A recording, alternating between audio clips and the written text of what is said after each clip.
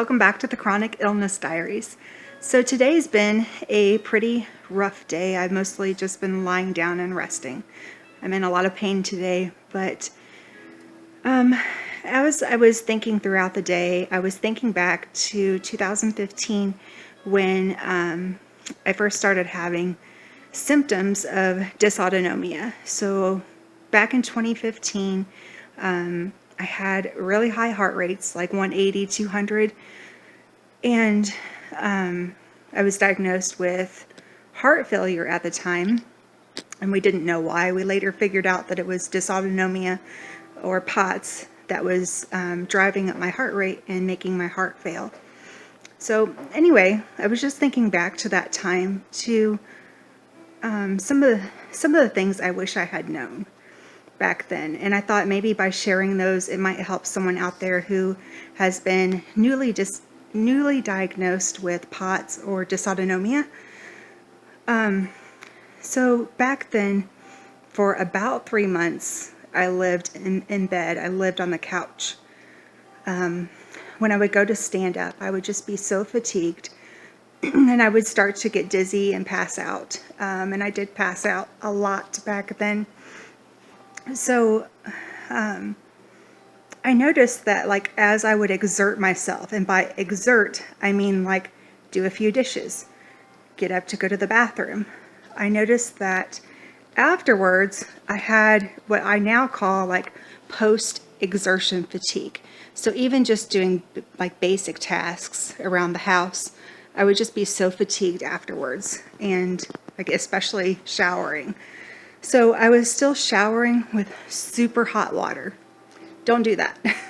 If you have dysautonomia or POTS, you've got to cut out, most people, you have to cut out the heat, because that just makes the symptoms worse, so much worse. So I had no idea that I was just basically shooting myself in the foot every time that I showered. I wish I had known that back then.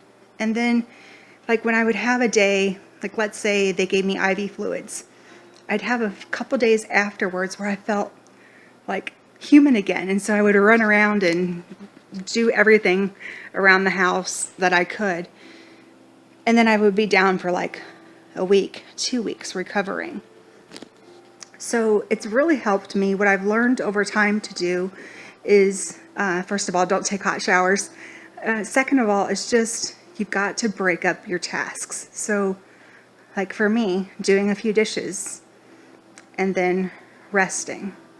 I break up my shower process, because that's a whole process if you have POTS or dysautonomia. So like I'll go into the bathroom and I'll brush my teeth, and then I'll wash my face, and then I'll take a break, and then I'll go back in and wash my hair, and then come back out and take a break. And then washing my hair and shaving my legs, those don't happen on the same day. Like, I've got to break things up. So I hope that makes sense, like dividing tasks into just little doable things. It's hard in the beginning, because like in the beginning I was working 2 jobs. I was going to school full time, working on I can't talk today, my doctorate degree classes. So, you know, and then doing all the household stuff like grocery shopping, cleaning your house, all of that. It floors me now that I was doing all that and didn't think anything else of it until you get hit hard with not being able to do those things anymore. I would give anything, like to be able to go to one class, or to be able to go to work and have some financial security. It sucks not being able to work. You know, who goes to college and gets their master's degree and part of their doctorate degree and then can't work? It's crazy. But anyway, I just thought I would share this with you a little bit. As far as like budgeting your energy throughout the day,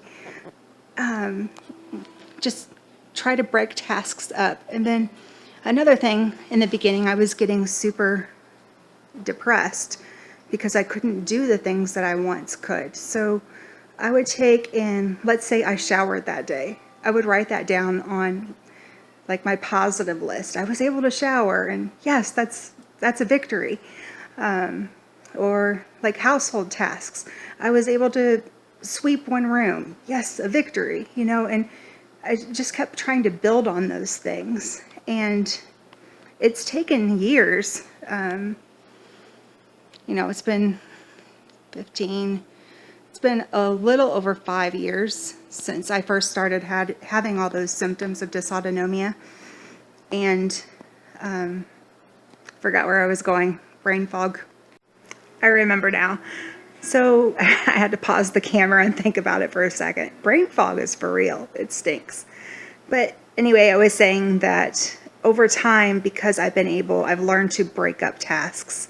I'm able to get a lot more done now. Whereas instead of when I have a feel good moment, and they literally are just moments sometimes, and going crazy and trying to do everything.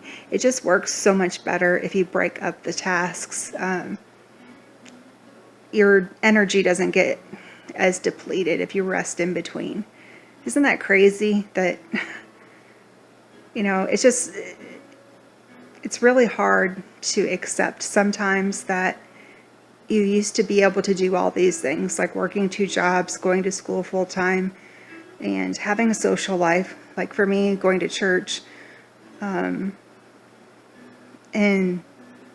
like now you're trying to figure out how to get through a shower for the day, or how to get to one medical appointment for the day. And like, that's all you have left.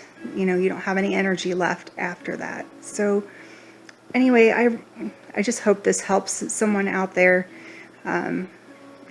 Chronic illness is different for everyone. We all have different things that help us, but I hope that maybe this will help one of you. Thanks so much for watching. I'll see you next time.